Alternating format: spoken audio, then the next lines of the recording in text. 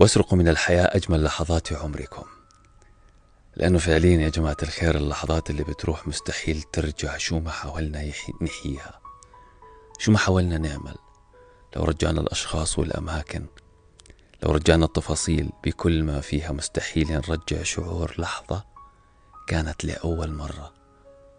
شعور اللحظة لأول مرة شعور جدا غريب، خليك تعيش حالة استثنائية بكل ما فيها.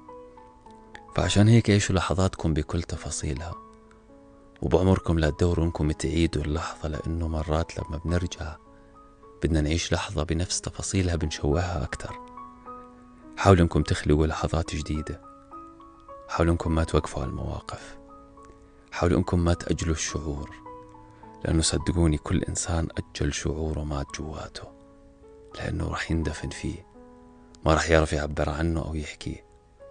ما في إشي مستاهل في هاي الحياة إنك أنت اليوم تقتل شعورك جواتك، تكتم كلام قلبك، تخفت صوت روحك كرمال أي إنسان أو أي موقف أو أي حالة.